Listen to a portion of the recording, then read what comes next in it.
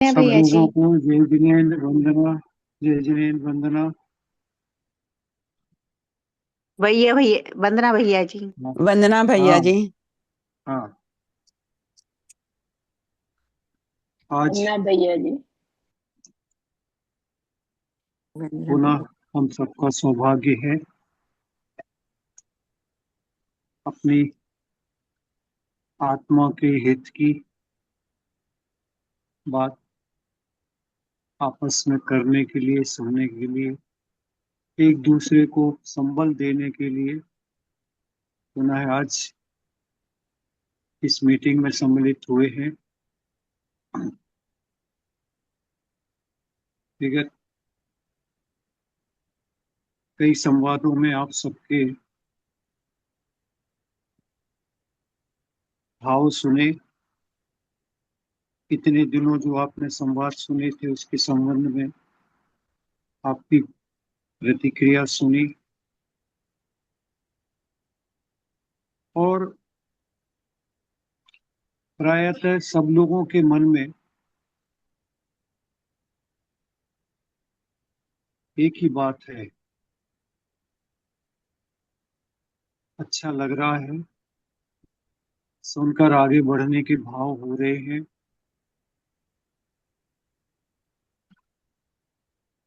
लेकिन घर गृहस्थी में रहते हुए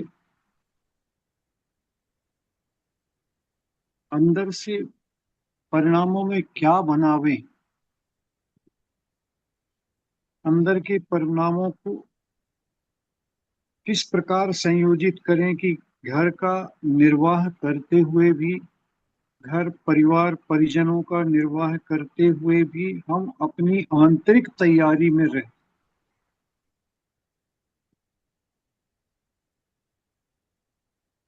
जीवन में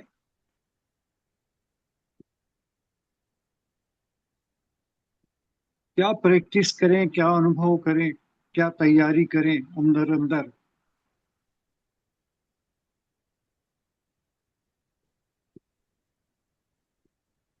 जिससे परिणाम सधा रहे।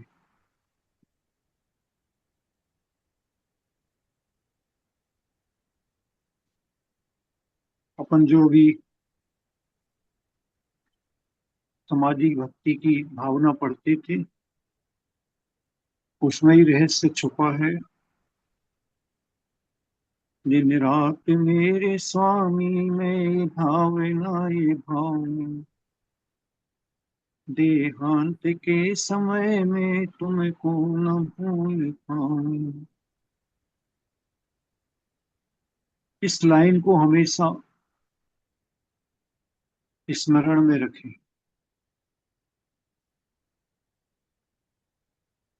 सब कुछ भूलें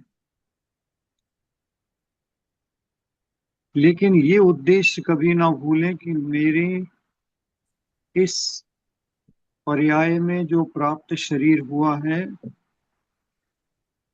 उस शरीर का विनाश अवश्य होने वाला है। मेरा अंतिम समय आवे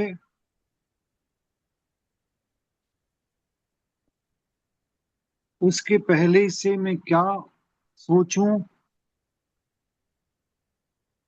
तो पहली बात तो यही सोचना है सबसे पहले कि मेरा देह का अंत होने वाला है। कब होगा मुझे नहीं मालूम, लेकिन जब भी होगा होगा जरूर। कोई भी यहाँ पर टिक नहीं सका है और इसलिए आचार्य कहते हैं कि हमेशा 12 भावनाओं का सबसे ज्यादा चिंतन करो। अपने को ऐसा लगने लगता है कि अरे ये तो क्या राजा राणा छत्रपति, हाँ तिनके असवार मरना सबको एक दिन। 24 तीर्थंकरों में से सारे के सारे तीर्थंकरों ने अपने वैराग्य के हेतु 12 भावनाओं का चिंतन किया। शास्त्र भरे पड़े, उदाहरण भरे पड़े हैं कि तीर्थंकर परमेष्टि भी हमेशा 12 भावनाओं का चिंतन करते हैं। दीक्षा लेने के पहले भी करते हैं और दीक्षा लेने के बाद केवल ज्ञान प्राप्त करने के पहले भी चिंतन 12 भावनाओं का ही करते हैं। ये 12 भावनाएं हमें वैराग्य में कारण बनती, इसलिए आचार्यों ने इसका नाम संस्कृत में अनुप्रेक्षा, जिसको भावना कहते हैं, बार बार अनुप्रेक्षा क्या है? अनुप्रेक्षण इति अनुप्रेक्षा, जो बार बार बार बार बार बार भाई जाए, बार बार याद की जाए, बार बार दोहराई जाए, वे भावना कहते। इसलिए बचपन से अपन ने 12 भावनाएं पढ़ी हैं तो वे अपने के लिए ऐसा लगता है ये तो एक छोटा सा विषय है। विषय नहीं छोटा, बड़ा गंभीर विषय। कभी छोटी वाली पढ़ो, कभी बड़ी वाली पढ़ो। अब एक संलेखना चल रही थी, उस गांव से पूज्य सुधा सागर जी निकले। हमने उन परिवार को कहा कि महाराज जी के पास जाकर निवेदन करो। महाराज क्या तैयारी करें? महाराज जी ने कहा तीनों समय 12 भावनाओं का चिंतन करो। समाधि मरण बड़ा छोटा पढ़ो और 12 भावनाओं का, जो भी 12 भावनाओं पढ़नी है, छोटी पढ़नी, छोटी बड़ी पढ़ने, कहाँ गए चक्री जिन जीता, वो पढ़ो। आचार्य कुंद कुंदे देव ने 12 अनुपेक्षा, वारसाणुपेक्षा ग्रंथ में बड़ी सुंदर गाथाएं लिखी हैं इस संबंध में।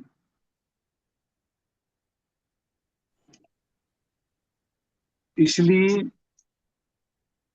हम एक सूत्र पकड़े। आचार्य उमा स्वामी महाराज ने भी वही सूत्र लिखा है। अनेक आचार्यों ने अलग अलग शब्द देकर वो सूत्र लिखे हैं। आचार्य उमा स्वामी महाराज ने लिखा जगत काय स्वभाव व संवेग वैराग्य, 7वें अध्याय में, जहाँ पर पापों का वर्णन किया है, श्रावक के करने योग्य कार्यों का वर्णन किया है, वहां पर स्वयं आचार्य लिख रहे हैं जगत के संबंध में और काय के संबंध में, इनके स्वभाव के बारे में विचार करो। संवेग परिणाम के बारे में विचार करो। ये वैराग्यार्थम, ये वैराग्य के लिए कारण है। वैराग्य के अर्थ में संवेग भाव को विचरो, जगत के स्वभाव को देखो, संसार का स्वभाव क्या है, और काया के स्वभाव को देखो।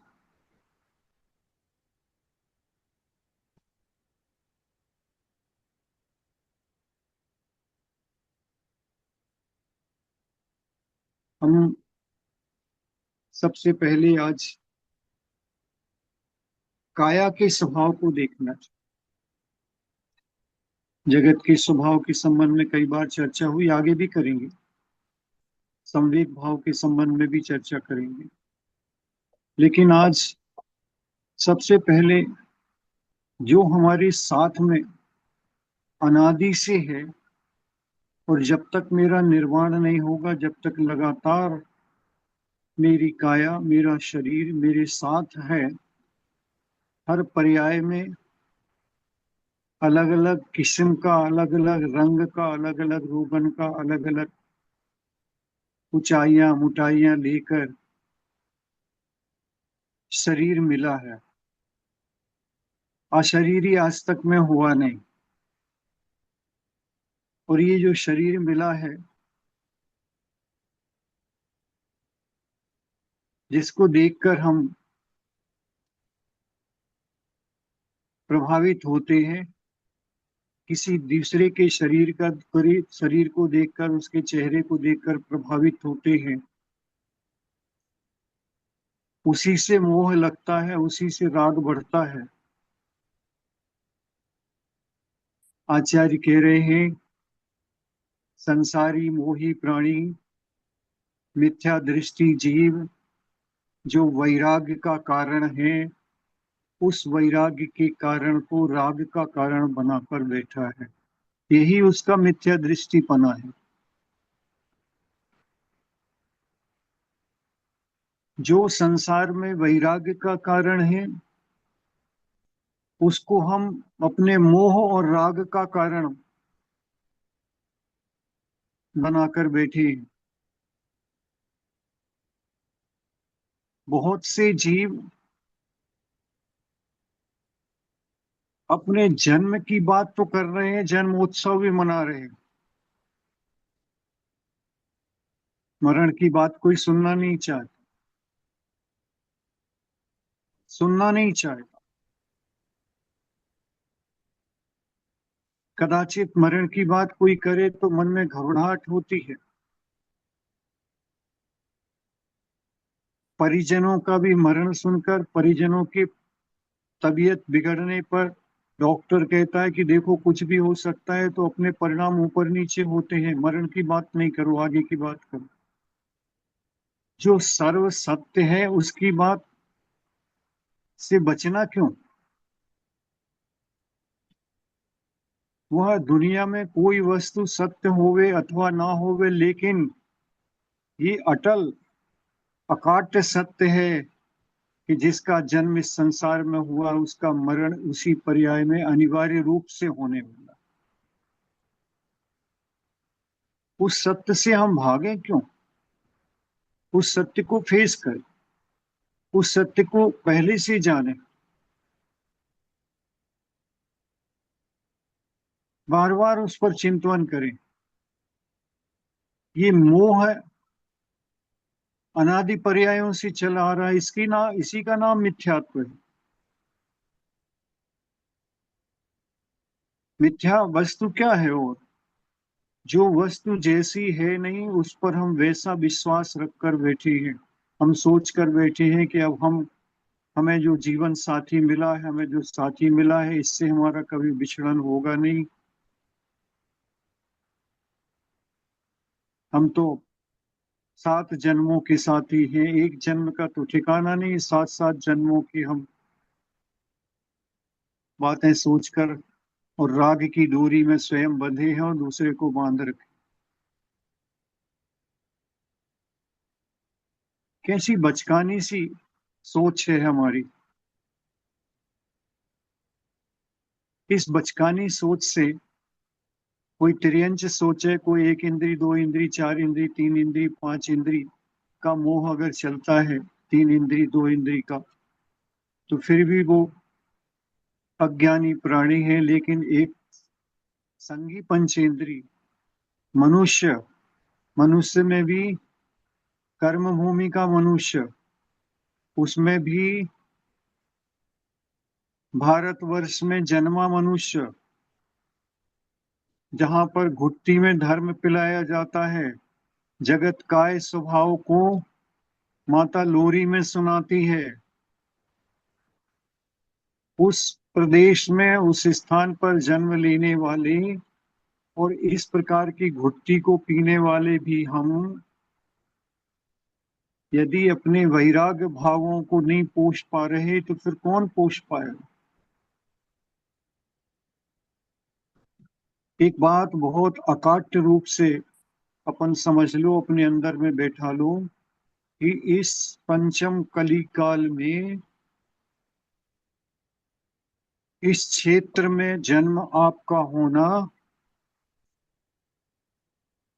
करोड़ों पर्यायों के पुण्य का फल है। आचार्य श्री जी हमेशा कहते थे कि मेरा इस कुल में, इस पर्याय में जन्म होना, इस क्षेत्र में जन्म होना, ये करोड़ों करोड़ों पर्यायों का फल है। एक पर्याय की साधना का फल नहीं है ये। कि इस दुष्मा काल में भी, जहाँ सारा जगत एक दूसरे की जान का प्यासा है, मात्र अशांति अशांति लक्षण पूरे विश्व में हमेशा चल रहा है। एक दूसरे को मारने मरने पर ही उतारू है। वहां पर भी हम अहिंसा की भाव सोचकर, अपने स्वभाव की बात सोचकर, अपने हित की बात सोचकर, धर्म की बात सोचकर और अपने उत्थान के लिए हम तत्पर रहते हैं। वहां जहां पर इस प्रकार की बातों को सोचने के लिए, जिन क्षेत्रों में कोई गुंजाइश नहीं है, जिस समय में कोई गुंजाइश नहीं है, उस क्षेत्र में भी हम सब कुछ सोच को ओवरलुक रखते हुए अपने आत्मा के हित के बारे में सोचने को तत्पर होते हैं। इससे ज्यादा और क्या बड़ी बात हो सकती।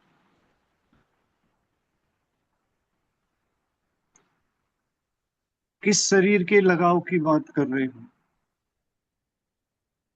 क्या है शरीर में? क्या है शरीर में? शरीर के अंदर क्या भरा है, उस पर चिंतन कर लो तो स्थिति बड़ी स्पष्ट हो जाए।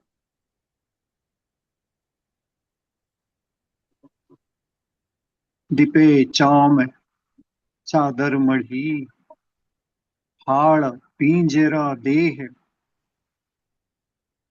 भीतर यासम जगत में।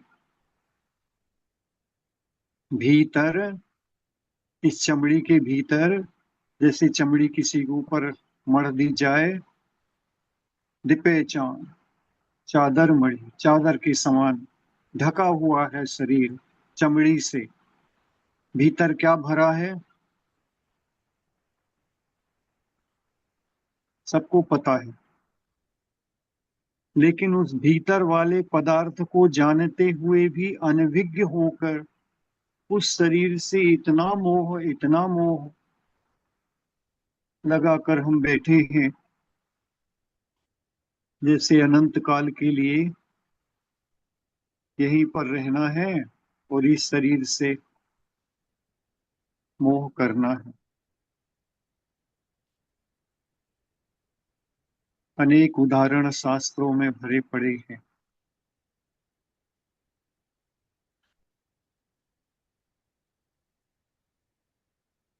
एक आगम में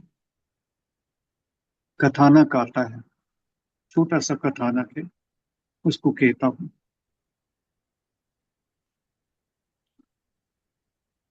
एक सुंदर राजकुमारी को, रूप लावण्य को देखकर एक राजकुमार मोहित हुआ।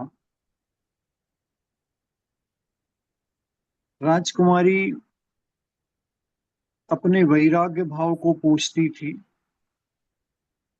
अपने वैराग्य भाव में थी, और राजकुमार ने उससे कुछ निवेदन किया। तो राजकुमारी ने कहा कि मैं 8 दिन बाद इसका उत्तर आपको दूंगी, अभी मैं कुछ कह नहीं सकती। उसके प्रणय को स्वीकार न करके, उससे शादी न करने का भाव बनाकर 8 दिन में आपको उत्तर दूंगी। राजपुत्र भी सोचे ठीक है, तो सोचने समझने का मौका मिल जाए, 8 दिन में समझ लो।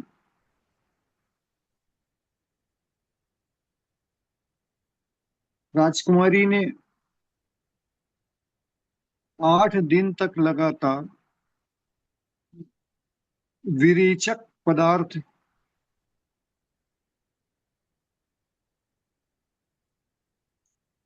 का सेवन किया,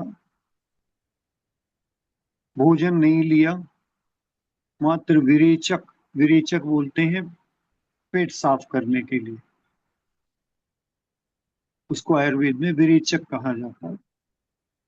जब हमारे पेट साफ नहीं होता, हमें ऐसा लगता है, तो हम कोई टेबलेट वगैरह लेते हैं या कोई चूर्ण लेते हैं, वो विरेचक है।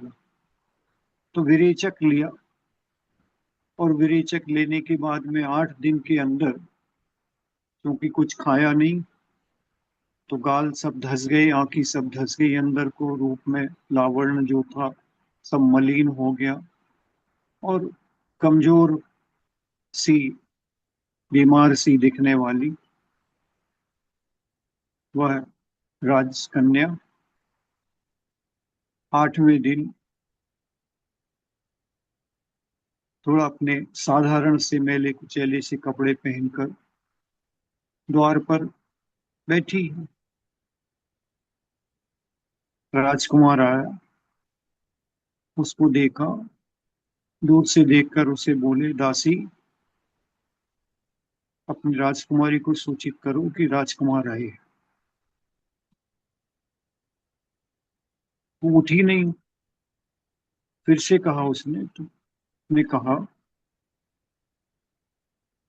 जिसको देख कर गए थे वो तो सामने बैठी, किसको बुला लाए?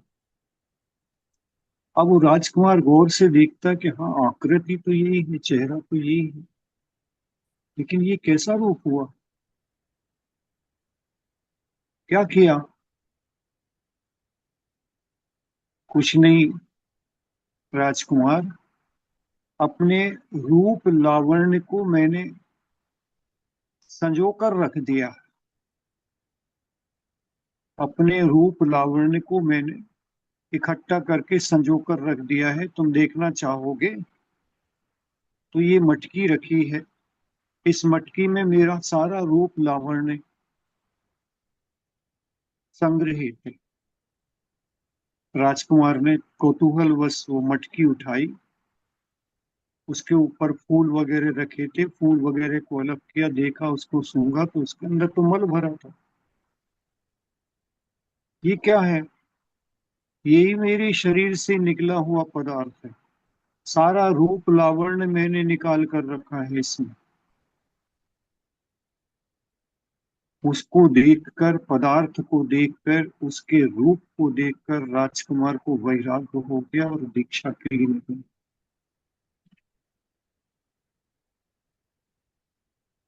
पुरुषार्थ भी राजकन्या ने इसी हेतु किया था कि मुझे तो वैराग्य है, इसे भी वैराग होना चाहिए। जिस शरीर को देखकर, जिस रूप को देखकर, जिस चमड़ी को देखकर इसके मन में राग की उत्पत्ति हो रही है, मोह में ये ग्रसित हो रहा है, तो वैराग्य कैसे आना चाहिए अंदर में?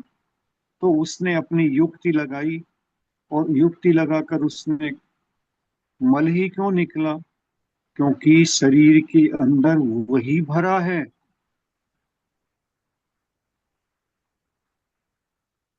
मल का पिटारा आचार्यों ने सूचित किया है।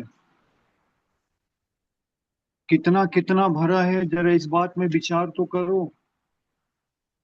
क्या है शरीर के अंदर? किन पदार्थों से शरीर बना है? ये काय के स्वभाव का सारा खेल है। ये काय का स्वभाव हमारे वैराग्य को बढ़ाने वाला है। इसके बारे में हमेशा चिंतन करो, उससे घबराओ नहीं, घृणा मत करो। क्या है शरीर में? किन धातुओं उपधातुओं से मिलकर बना है? सबसे पहली बात तो ये विचार करो कि 9 मल द्वार कहे गए शरीर में, जिनसे हमारे निरंतर, हमेशा, सतत रूप से, लगातार सिर्फ मल मल और मल ही निकलता है। 2 आंख, क्या निकलता है आंख से?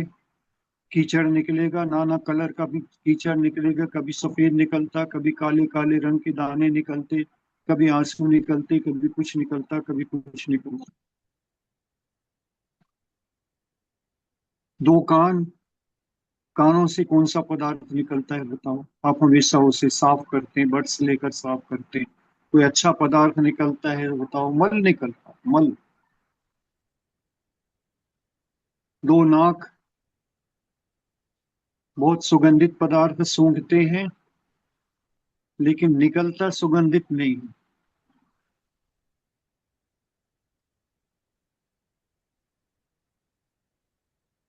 सुगंधित पदार्थ नहीं निकलता, अपितु सुगंधित पदार्थ भी शरीर के स्पर्श मात्र से दुर्गंधित हो जाता है। ये इतना शरीर दुर्गंधित है। आप सब रोज अनुभव करते हैं, आपकी प्रैक्टिस में है। सुबह नहा धो के आप थोड़ा सा परफ्यूम करते हैं, पाउडर लगाते हैं, कुछ लगाते हैं, क्रीम लगाते हैं। दोपहर 2 घंटे बाद वो क्रीम की खुशबू कहाँ गई पता नहीं चलता। वही शरीर से बदबू आने लगती, वही क्रीम से वही पाउडर अब बदबू कर रहा है। क्यों बदबू कर रहा है? कि उसमें शरीर के निकले हुए पदार्थों से संयुक्त हो गया।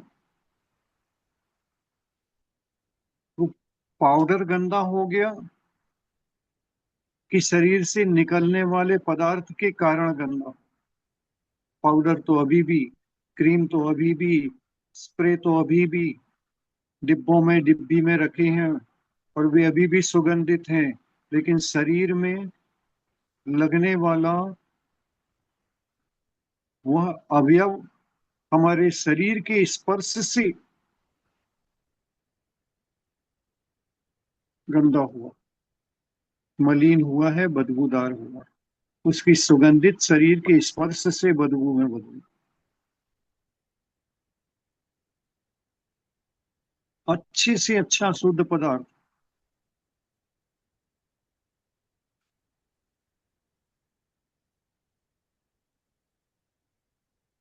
पिताजी कहते थे, वर्णी जी एक उदाहरण देते थे, गणेश प्रसाद जी वर्णी, कि गंगा का पानी बहुत पवित्र माना गया। सब लोग मानते हैं, एक बार डुबकी लगा आते हैं, अन्य मतों में भी, और उससे सारे पाप धुल जाते हैं, शरीर पवित्र हो जाता है।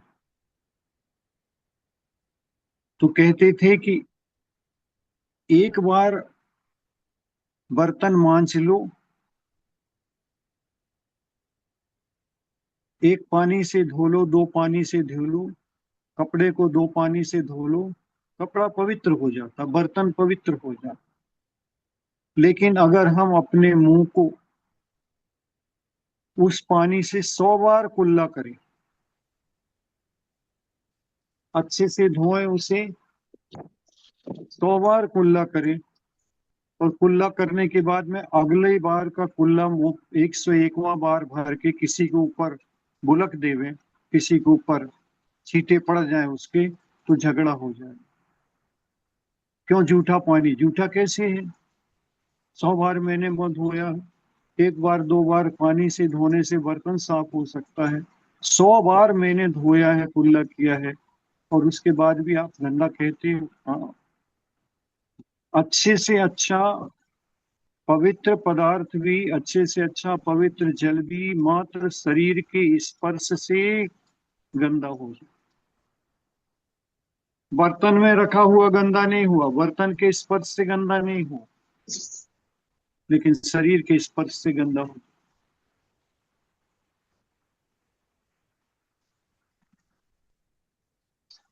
ऐसा स्वभाव इस पुद्गल से मिले परमाणुओं का है। नौ मल द्वार कह रहे हैं, और वही मुंह क्या निकलता है उससे? पूरे समय अच्छा अच्छा खिलाते हैं, और सवेरे उठकर देखो अपने मुंह की खुशबू स्वयं सूंघो कि कहाँ गया कल केसर कस्तूरी का और घी का और इत्र का और इतने पदार्थ अच्छे अच्छे खिलाए थे, वे सारे पदार्थ का क्या हुआ? सुबह जब आप मल त्याग करने जाते हैं तो देखो वो पदार्थों को क्या हुआ। ये किससे स्पर्श हुआ? शरीर से स्पर्श। शरीर से मिले हुए पदार्थ, जुड़े हुए पदार्थों का ये हाल हो। वह गुलाब जामुन अभी भी पात्र में रखी अपनी तो जैसे खुशबू दे रही है, स्वाद दे रही है, लेकिन वो गुलाब जामुन आपके मुंह से पेट में गई, और पेट से निकलने वाले मलमूत्र से अब गुलाब जामुन ढूंढो उसमें कहाँ है।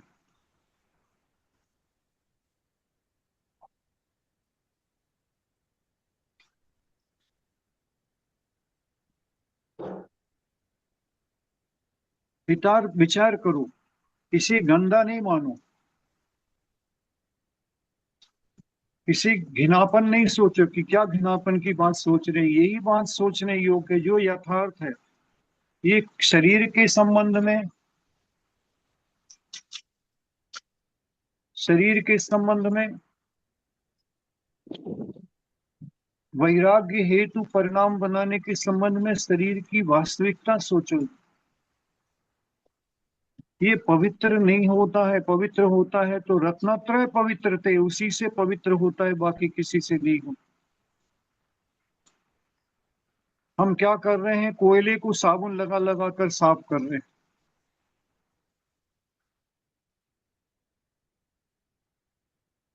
दो आंख हो गई, दो कान हो गए, दो नाक हो गई, छह, एक मुंह हो गया, सात, एक मल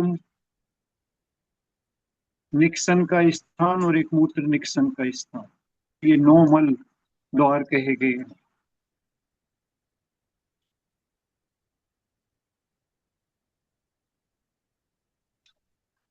इन द्वारों से निकलने वाला पदार्थ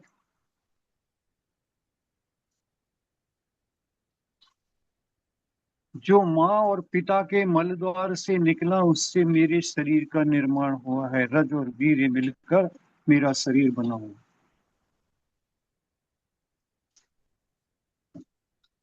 थोड़ा विचार करो।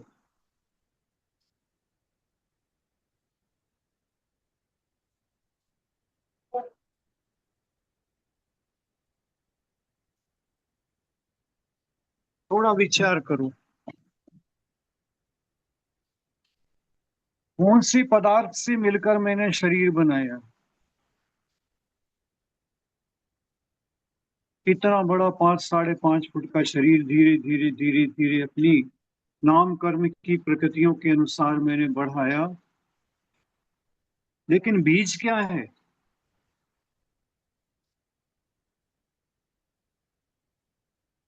जिसका बीज ही, जिस शरीर का बीज ही गंदे पदार्थ से है, वो शरीर पवित्र कैसे हो सकता है?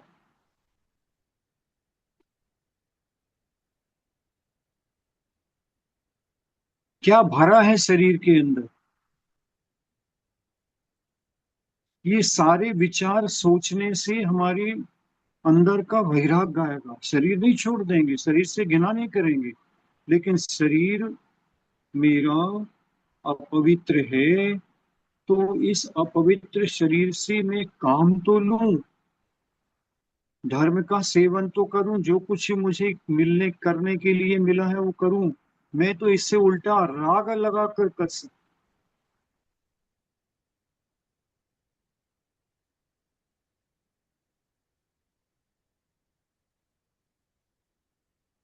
कभी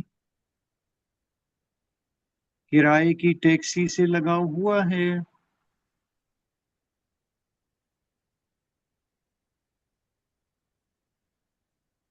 कोई बुद्धिमान पुरुष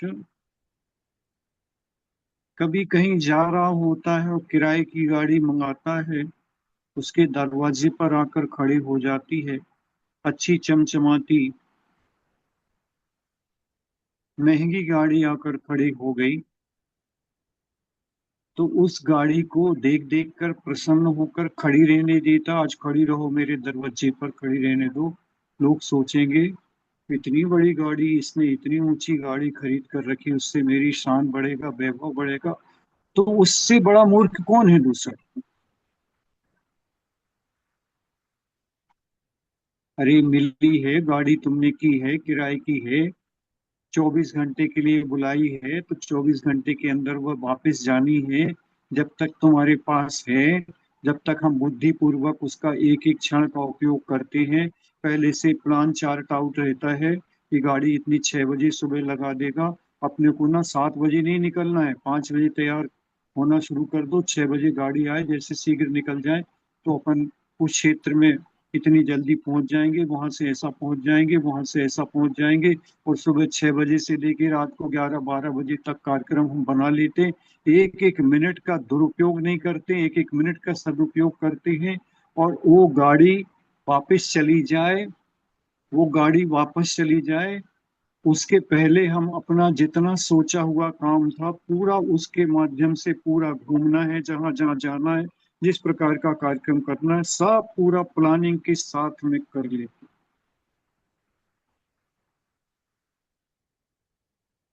ऐसा कोई भी मंद बुद्धि भी, ऐसा हमारी नजर में आज भी देखने नहीं मिला। उसने किराए की गाड़ी बुला ली है और दिन भर घर के सामने खड़ी कर दी है, शाम को वापस चली गई, उसका किराया दे दिया और चली गई। अपने आप से पूछो, क्या हम ऐसा कर सकते हैं कि दिन भर खड़ी गाड़ी करके बुला कर खड़ी कर दें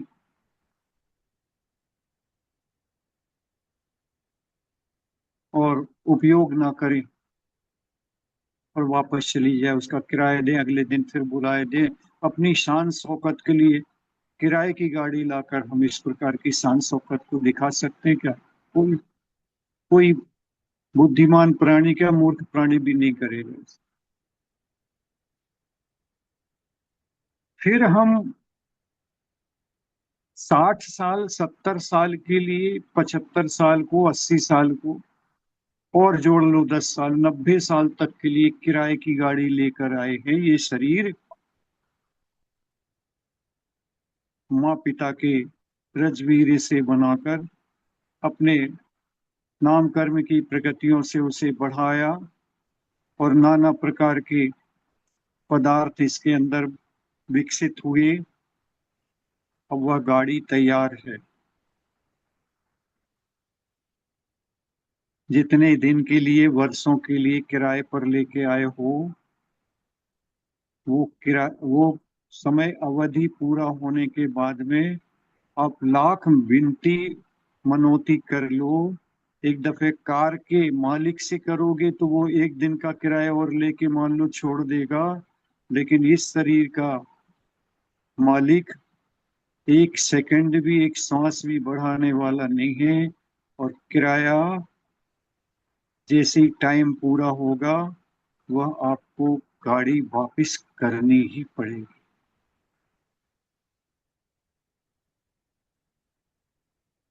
जब लिमिट समय के लिए मुझे मिली है, उपयोग करने के लिए मिली है, ऐसे पदार्थों से बनी हुई है जो घिनावन नहीं, अति घिनावन है, जिसके स्पर्श मात्र से, जिनके अवयव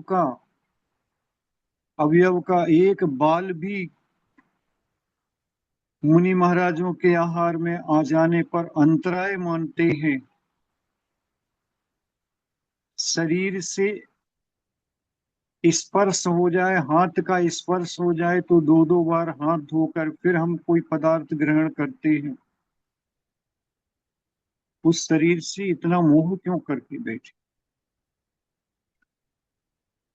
उस शरीर को दिखाकर, उस शरीर को देखकर, अन्य को देखकर, अन्य का शरीर देखकर इतना राग भाव क्यों हो रहा, इतना मोह क्यों हो रहा, उससे वासना क्यों उपज रही?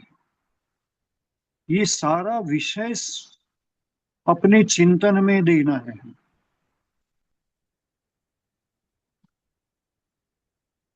विश्वास करो, फिर से कहता हूं, आज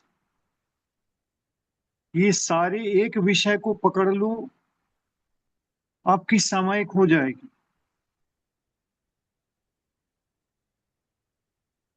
सामायिक में मंत्र फेरना, माला फेरना अनिवार्य नहीं है।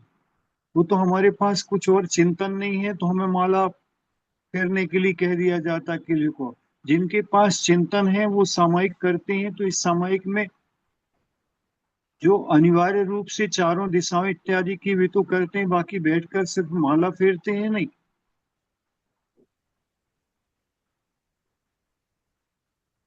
आचार्य श्री जी ने इतने चिंतन करके इतने ग्रंथों का सृजन किया और इतने इतने विचारों को सोचती थी।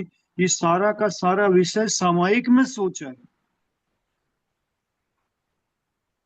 एक गाथा को ले लेते, एक गाथा का एक पद ले लेते थे, जैसे 4 पद होते हैं तो 4 पद में एक पद ले लिया, उसके आधार पर चिंतन लिया, पूरे 2-2 घंटे की सामायिक करी, 2.5-2.5 घंटे की सामायिक करी, उसमें विषय के चिंतन को सोचा और सोचने के बाद में संग से भी चर्चा कर लेते थे। कभी कभी सुबह की भक्ति के बाद आज का चिंतन ये है, आज का चिंतन ये आया है, ऐसा करके अपने चिंतन को पक्का कर लेते थे और वही चित्तर को फिर कागज में उतार लेते थे। कोई चिंतन को हमारे सामने प्रवचन के रूप में परोस देते थे, उनकी धारणा पक्की हो जाती थी, उनका चिंतन और आगे बढ़ता था और हमें उस प्रवचन का लाभ लेकर हम अपने भाग्य को सराहते थे।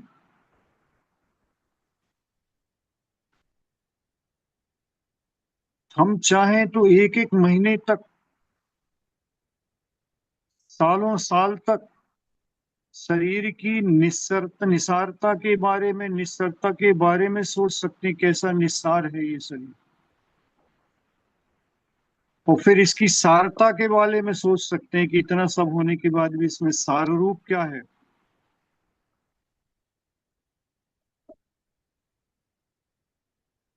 अरे उस किराए की गाड़ी की चमक दमक देखोगे क्या खाली, चमक दमक देखकर, उसकी सीट देखकर, उसके बनावट देखकर, उसके लगे यंत्र देखकर प्रसन्न होगे,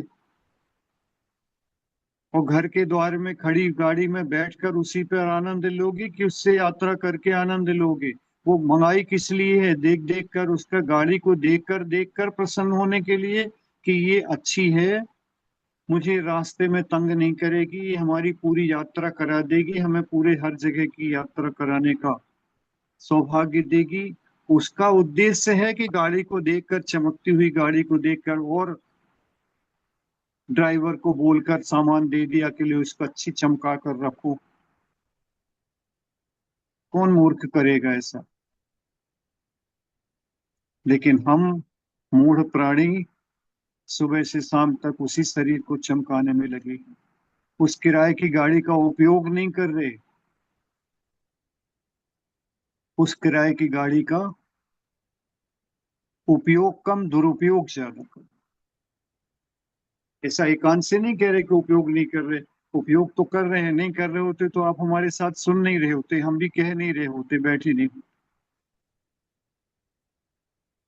उपयोग तो कर रहे हैं, लेकिन उपयोग कम कर रहे हैं, दुरुपयोग ज्यादा। बस ये जिस दिन समझ में आ जावे उस दिन और कुछ नहीं करना है। दुरुपयोग को भी उपयोग में बदलना है। शरीर से जितना कर पावे नहीं कर पावे, लेकिन मन को ये विषय देना है, पूरे जीवन भर अपने को वैराग्य रूप के परिणाम करके देना है। किसी से झगड़ा नहीं करना, किसी से वाद विवाद नहीं करना, किसी से कुछ कहना नहीं है। अपने अंदर के वैराग्य को बढ़ाने के लिए हमारा सोच विकसित चाहिए, हमारी बुद्धि में इस प्रकार की।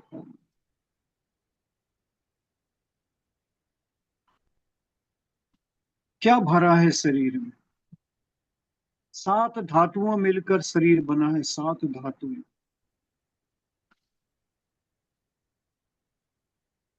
सप्त धातु रूप सभी।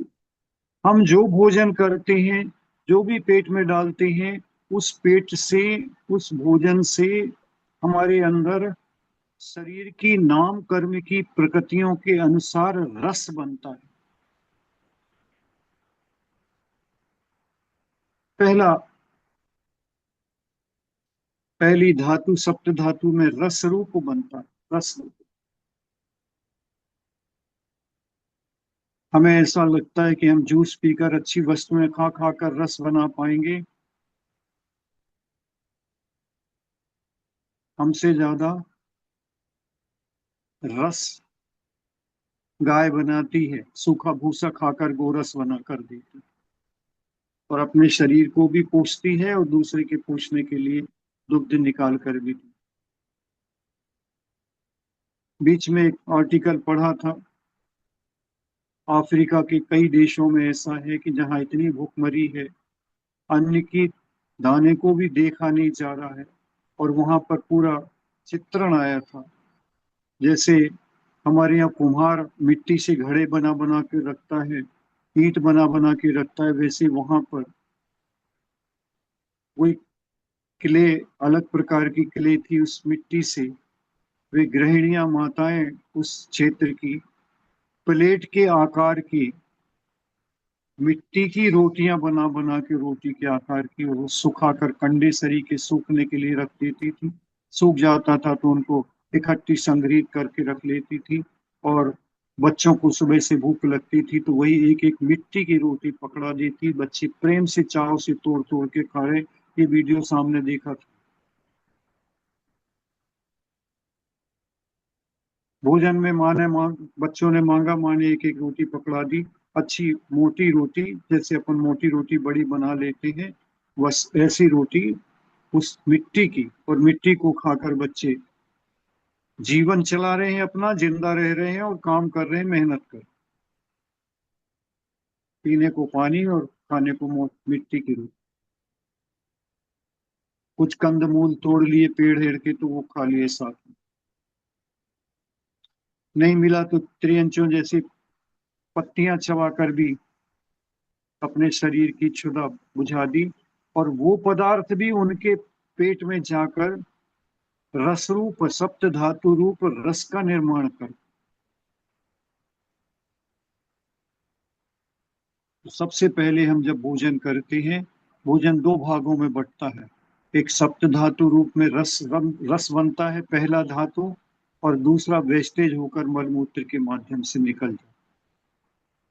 जो रस बनता है उसको कहते हैं अपन,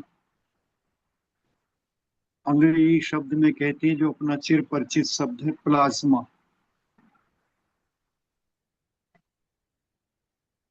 पहले ब्लड का डोनेशन होता था, आजकल प्लाज्मा भी लगाया जाता है, डोनेशन होता है इसको।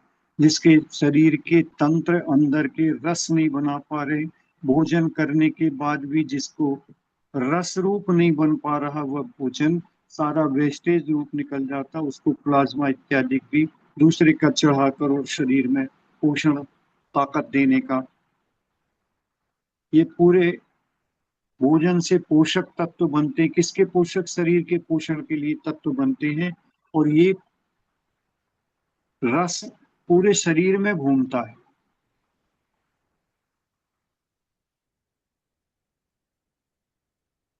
जब ये पढ़ा था पहले हमने, पूरे शरीर में घूमता समझ में नहीं आया था। लेकिन जब ये ध्यान आया कि प्लाज्मा भी दूसरे के शरीर का लगाया जाता है, और लगाने के बाद इंजेक्ट किया जाता है, और उससे निश्चित रूप से अब वो पूरे शरीर में आपके घूमेगा, शक्ति रूप से बनाने का काम। और यही प्लाज्मा आगे बढ़कर जब दूसरी धातु के रूप में परिवर्तित होता है, तो वह आपके शरीर में उसी प्लाज्मा से रक्त बनता है।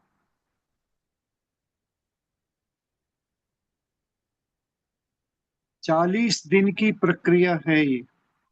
भोजन करने के साथ में वेस्टेज वेस्टेज निकल गया 2 दिन में, लेकिन जो सार रूप बना, वो सार रूप एक एक धातु से बनते बनते बनते बनते 40 दिन में अंतिम 7वीं धातु रूप परिवर्तित होता है।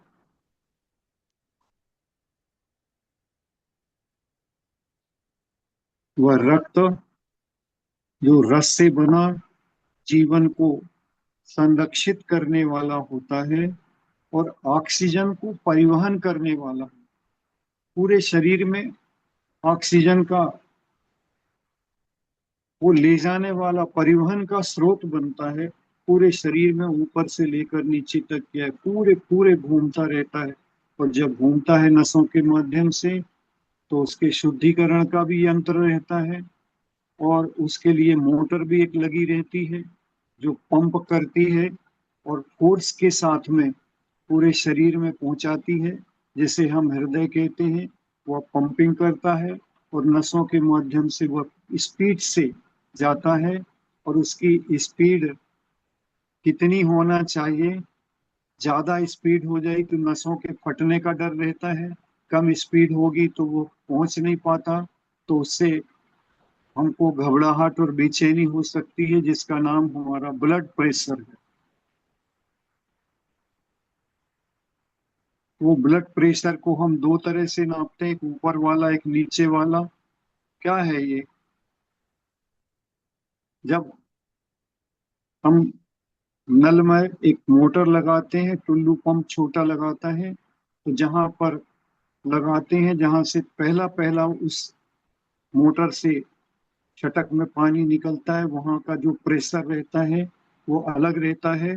और ऊपर टंकी तक पहुंचते पहुंचते जब प्रेशर जो रह जाता है वो प्रेशर कम रहता है। इसी प्रकार हमारे शरीर का भी प्रेशर है। जिस समय हृदय से पंप किया जाता है वहाँ प्रेशर ज्यादा होता है, और शरीर के अंतिम भाग तक पहुंचते पहुंचते जो प्रेशर कम हो जाता है वो दूसरे नंबर का हम प्रेशर गिनती में गिनते हैं। तो पहला कितना होना चाहिए, दूसरा कितना होना चाहिए, उसकी शक्ति कितनी होनी चाहिए, ये नापने के यंत्र से नाप लेते हैं। लेकिन ये प्रेशर कौन देता है? हमारे शरीर में हृदय नाम का जो अंग है, वह अंग आए हुए घूमे हुए रक्त को जो सब नसों से वहां उस भाग में पहुंचाया जाता है, फिर वो प्रेशर करके उसे आगे फिर शुद्ध खून को पहुंचाता है। ये रक्त हमारे शरीर को संचारित करके पूरे शरीर को में ऑक्सीजन का संचार करता है, ऑक्सीजन का परिवहन करता है, ये इसका कार्य है। इसी रक्त से मांस बनता। तीसरा अवयव है मांस बनता।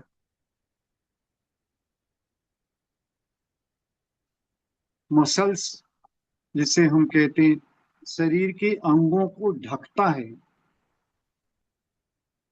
इसकी लेयर चढ़ी रहती है, पूरा खाली स्पेस जहां भी है, जैसे ईंट वगैरह को जोड़कर हम और नाना प्रकार को मसाले से भरकर उसको चिकना करके मकान का जैसे ऊपरी झोपड़ी का रूप दे देते, मिट्टी से लेप लाप के बढ़िया, अंदर अलग रूप रहता है, लेकिन जोड़ जाड़ के जैसे करते हैं उसी प्रकार सरिया लगा रहे हैं उसमें।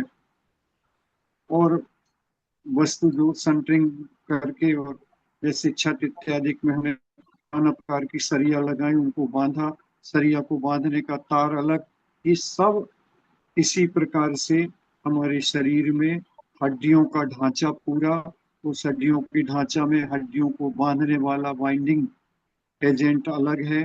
उन शरीरों के उन सरिया के अंदर क्या है, उन हड्डियों के अंदर क्या है, और उसके ऊपर सारा जो मसाला लगा के सीमेंट और रेत मिलाकर जो लेपन कर देते हैं, उससे वह सुरक्षित दिखने लगता है, सुंदर दिखने लगता है। वैसे ही मांस और चमड़ी के द्वारा हमारे पूरे शरीर का लेपन रहता है, चारों तरफ से ढका रहता है, अंदर से हड्डियों का जाल है। मांस जो बनता है उसी खून से, और मांस के बाद में उसके बाद मेद जिसको फैट कहते हैं हम, चिकनाई देता है शरीर के अंदर। वसा का भंडार है ये, चिकनाई देता शरीर में, स्मूथनेस देता, ड्राईनेस नहीं आती देती वो मांस के द्वारा। बल्कि यूं कह दें कि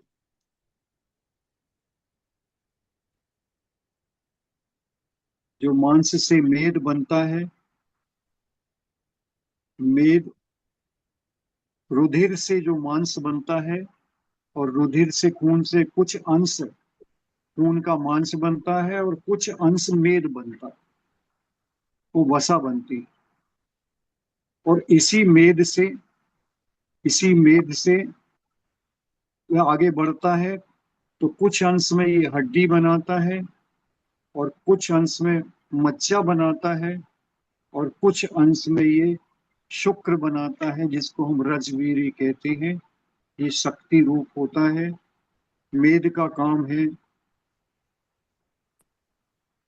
शरीर में फैट, शरीर में वसा का भंडार और चिकनाई देना, इसका काम है।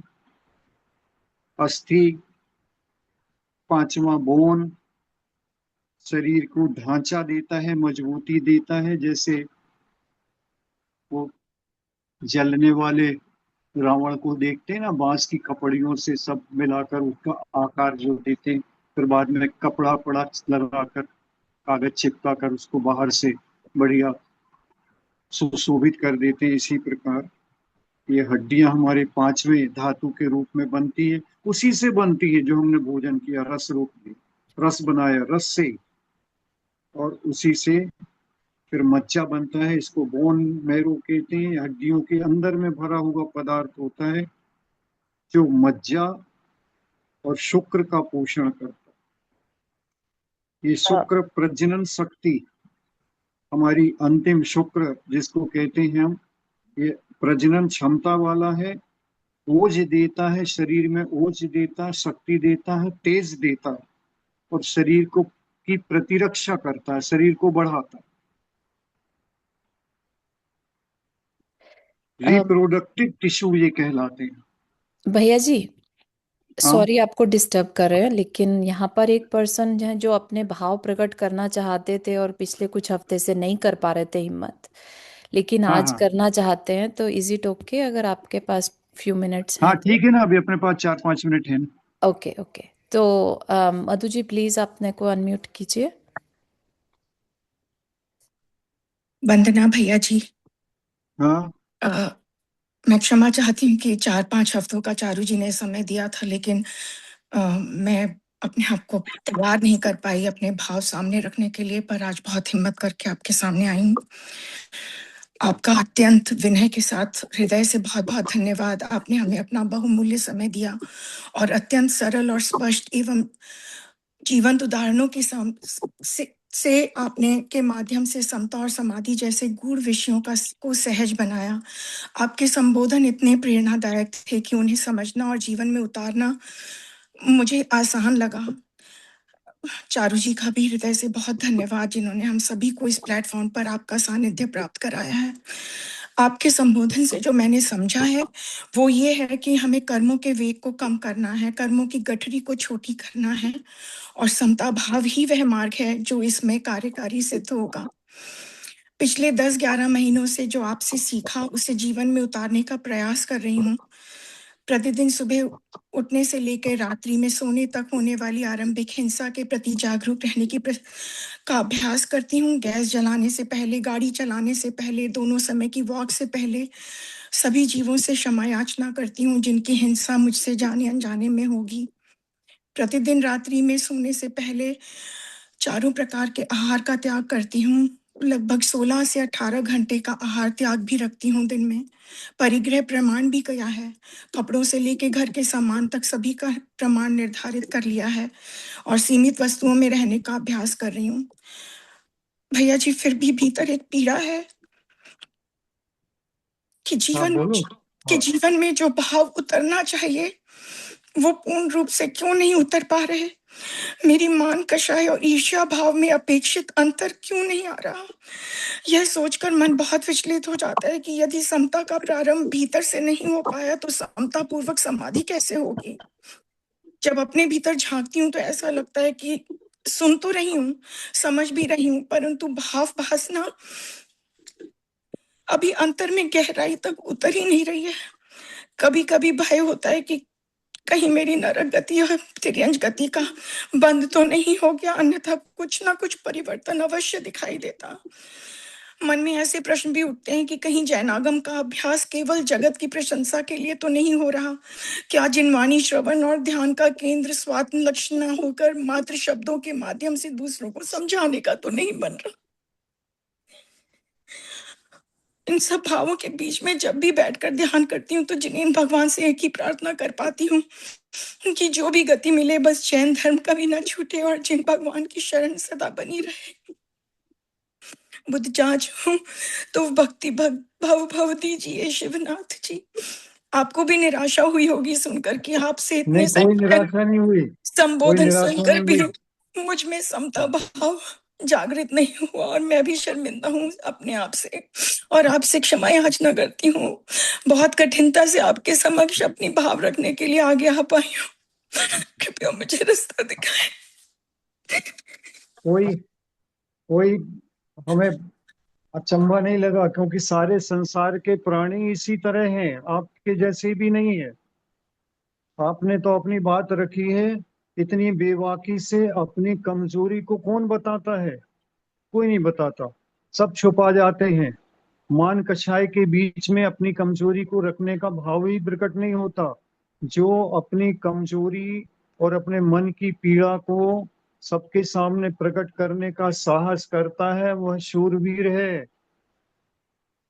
आचार्यों ने बड़े बड़े मुनि महाराजों के लिए भी उनके दोषों को निकलवाने के लिए अनेक प्रयत्न किए हैं समाधि के पहले। इसलिए आपका भविष्य उज्जवल है। बिल्कुल इस बात को निकाल दो अंदर से कि क्या होगा। कोई आयु का बंद हो जाता है तो उसको जिनवाणी न सुहाए के ऊँघे। एक बात आती के ऊँघे के लड़ मरे के उठ के घर को जाए। जिनवाणी के शब्द कान में सुहाते नहीं। एक अच्छी घटना याद आ गई।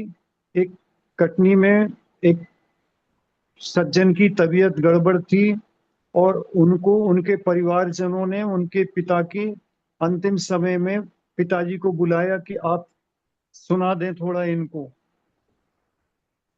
तो उस जीव के इतने परिणाम हुए तो उसने कान में उंगली लगाई। कान में उंगली लगाने लगा कि पंडित जी अब सुन के क्या फायदा, पूरा जीवन निकाल दिया, अब सुन के भी क्या होगा मेरे, मैंने तो अपना जीवन बर्बाद कर ही दिया और अब एक बार अंतिम समय सुन लूंगा तो भी क्या होगा। इसलिए तो उसको समझाया कि नहीं, तेरा इतना भाग्य है कि तू सुनकर भगवान के नाम को सुनकर अपनी देह को छोड़ने वाला है। पूरे जीवन भर तेरा पुण्य नहीं जगा, लेकिन उस पुण्य में इतना ताकत तो थी कि अंतिम समय। तो इसलिए जिनवाणी के शब्द सुनकर हमारे जो आंसू हैं, आंसू नहीं है ये, मन की पीड़ा नहीं है, ये कर्म की निर्जरा है, खट्टे खट्टे कर्मों की निर्जरा। इसको ध्यान रखो। जो अपने भावों को व्यक्त करता है और अपनी पीड़ा को अंदर से व्यक्त करने की सामर्थ्य रखता है, अपनी कमजोरी को जानता है। ये एक की कमजोरी नहीं है, सबकी सामूहिक कमजोरी है। सब जीव इसी के कारण रुल रहे हैं संसार में। इसलिए इसलिए इसे जब भी इस प्रकार के भाव आए और आंसू आए उनको निकलने देना चाहिए। ये ही हमारी शुद्धि और विशुद्धि का कारण बनेगी, यही हमारी अंदर की अशुद्धि निकालेंगे। जो मार्ग आपने अपनाया है और जो आपका सोच है वह वंदनीय है। आप सही दिशा में आपकी गाड़ी जा रही है। इसी प्रकार सोचो, जितना कर पा रहे हैं उसको खूब प्रोत्साहन करो। जितना आप कर पा रही हैं बहुत अच्छा कर पा रही हैं। ये भाव तो हम आपके भी हमारे भी नहीं हो पाते, लेकिन आप कर पा रही हैं, बहुत अच्छा है। इसी भाव को प्रसिद्ध करते रहें। रसरी आवत जात ते सिर पर पड़त निशान, कड़ी से कड़ी सिला भी रसरी के रस्सी के आने जाने से निशान देती है। हमारा कितना भी वज्र कर्म होगा, वज्र कर्म नहीं है, पूर्व का पुण्य है। अभी हमने कहा था पहले, आचार्य श्री कहते थे इस क्षेत्र में, कर्म भूमि में, इस क्षेत्र में जन्म होना, समाज से जुड़ना, धर्म से जुड़ना और सुनने के भाव होना, सुनने के भाव के बाद समझने के भाव होना, ये हमारी करोड़ों पर्यायों के पुण्य का फल है। और विश्वास रखो, बहुत सही दिशा में अपन चल रहे हैं सब। घबराने की किसी को आवश्यकता नहीं है। हमारा मार्ग सही है, हमारी दिशा सही है, हमारा रास्ता सही है।